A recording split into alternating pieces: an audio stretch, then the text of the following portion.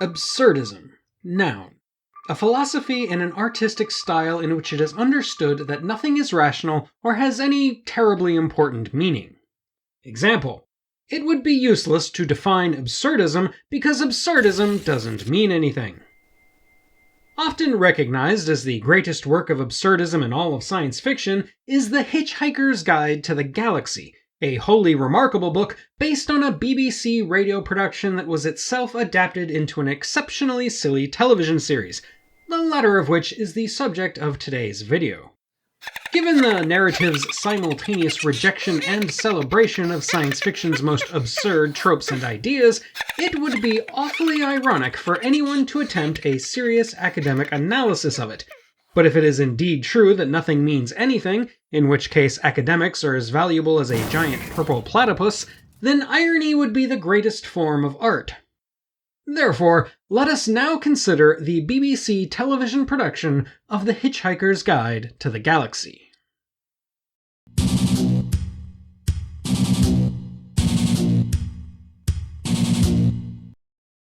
This is the story of The Hitchhiker's Guide to the Galaxy.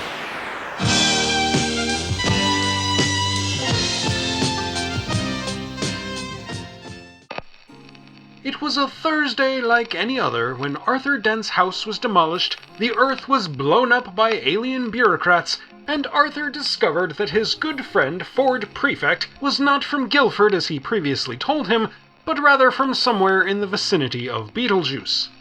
Before he can find a good cup of tea and relax after escaping the destruction of his home planet, though, Arthur must contend with painful Vogon poetry, a spaceship powered by improbability, an outlaw president with two heads, an ancient world that builds planets, hyper-intelligent pan-dimensional mice looking for the answer to life, the universe, and everything, 42? a time-traveling restaurant, a deadly interplanetary rock concert, and a colony of middle managers that may or may not be his own ancestors.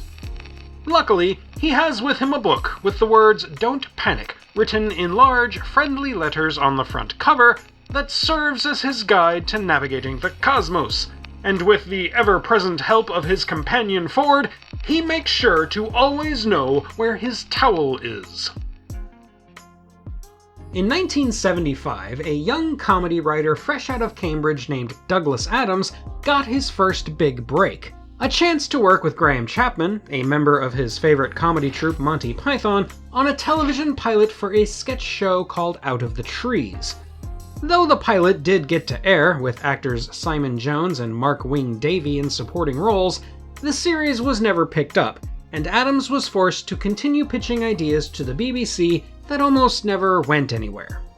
However, there was one idea he'd had years before while drunk in a field in Austria, looking at the stars with a copy of The Hitchhiker's Guide to Europe.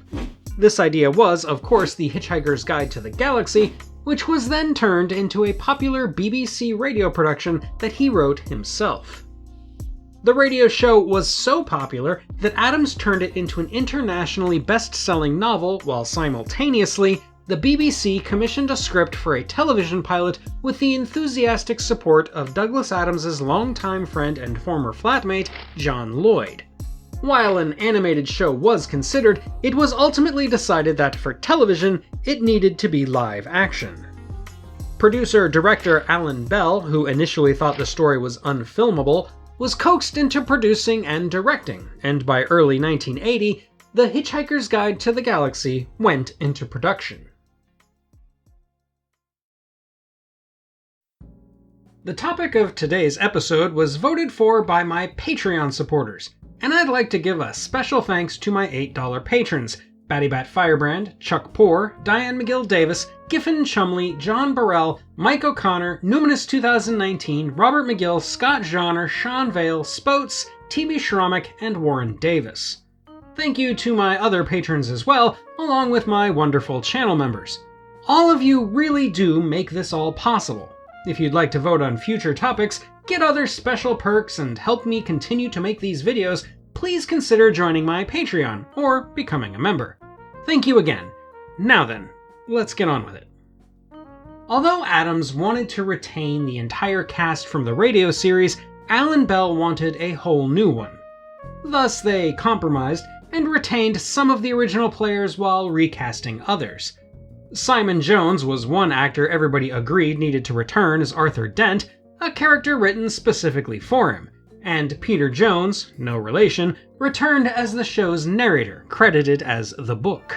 Space, it says, is big, really big.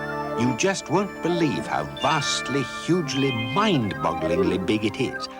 Also returning was Mark Wing Davey, who plays Zaphod Beeblebrox, Richard Vernon as the absurdly named Slarty Bartfast, and Stephen Moore as the iconic voice of Marvin the Paranoid Android. Life. Don't talk to me about life.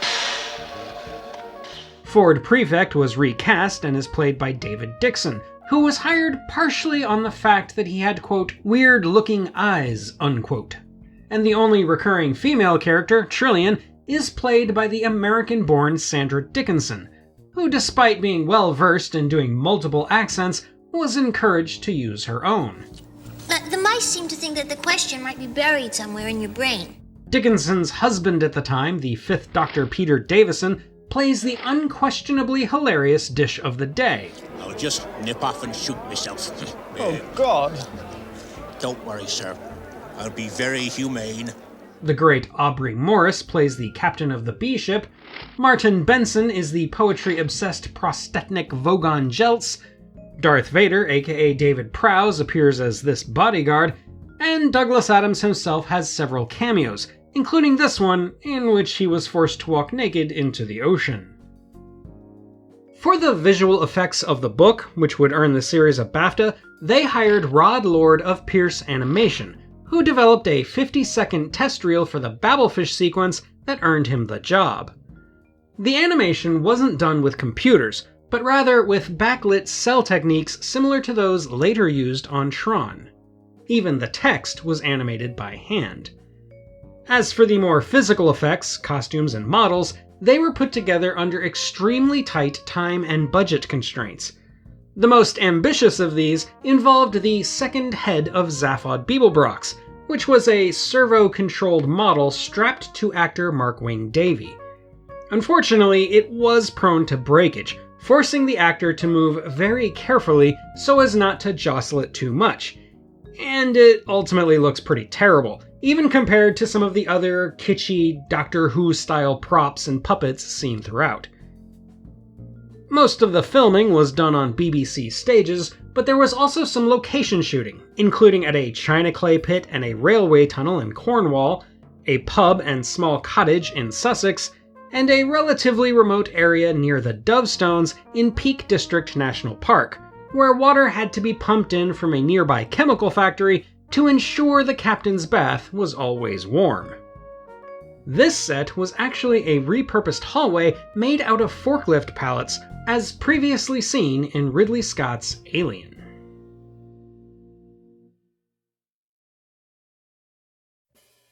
All 6 episodes of The Hitchhiker's Guide to the Galaxy aired on BBC Two in January and February of 1981, and were a ratings hit. The series would go on to earn multiple awards, including a few technical BAFTAs for sound editing and graphics, and the Royal Television Society Award for Best Original Program. A second series was in the works almost immediately, though creative differences behind the scenes, the nature of which varied depending on who you ask, kept it from ever seeing the light of day. However, a making-of documentary came out in 1992 that managed to reassemble a few key cast members and put them in a brief meta scene reminiscent of some of the story's sequels. The BBC TV series was merely one part of an explosion surrounding The Hitchhiker's Guide to the Galaxy, which spawned a whole series of novels, multiple radio productions, video games, comic books, and of course a line of towels. In 2005, a feature film was produced using a screenplay Adams had written in 2001, shortly before his untimely death by heart failure at only 49 years old. This film did make a decent profit, but it wasn't successful enough to merit a planned sequel, which I personally think is a shame. I know it's not exactly popular among other Hitchhiker fans, but I happen to really like it, at least as much as I do the BBC series.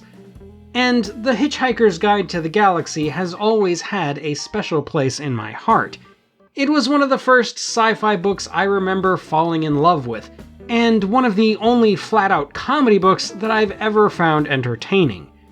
Adams, as a writer, is surprisingly meticulous in his dry satire, and that has never been lost on me. It's why, when my son was very young, I read the entire 5-book trilogy to him twice over the course of a single year.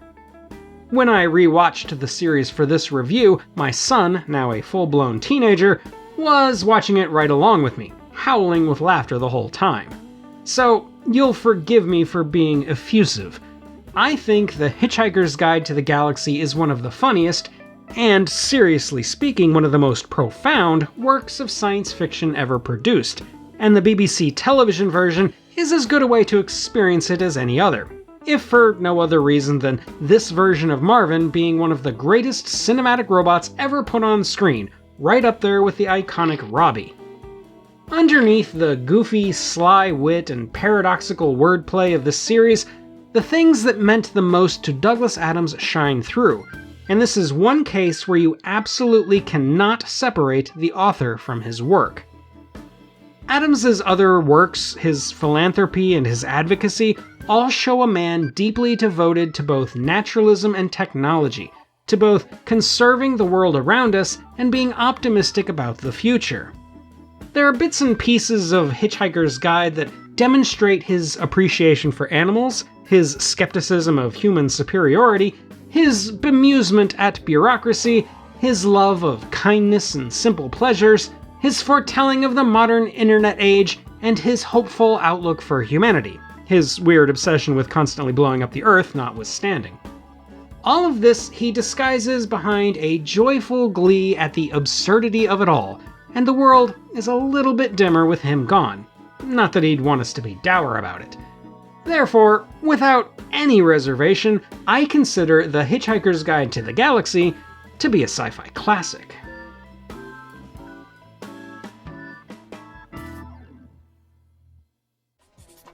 And that's all for today, my fellow Earthlings. Which version of The Hitchhiker's Guide is your favorite? Let me know in the comments, and while you're down there, don't forget to hit those like and subscribe buttons. Thank you for watching, and until next time when we'll discuss one of the maddest movie sequels ever made, this is the Unapologetic Geek, telling you to never be ashamed of what you love, as long as you're not hurting anybody. You're banging them together.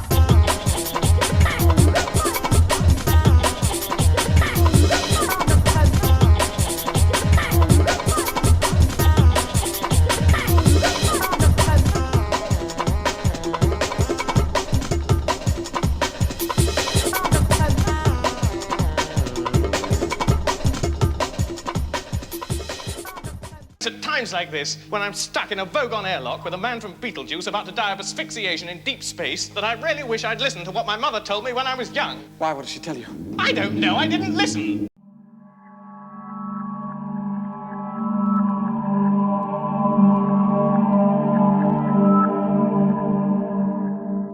You've got 2 empty arms, you've got 2 empty arms, you've got 2 empty arms of coconut and you're banging them together.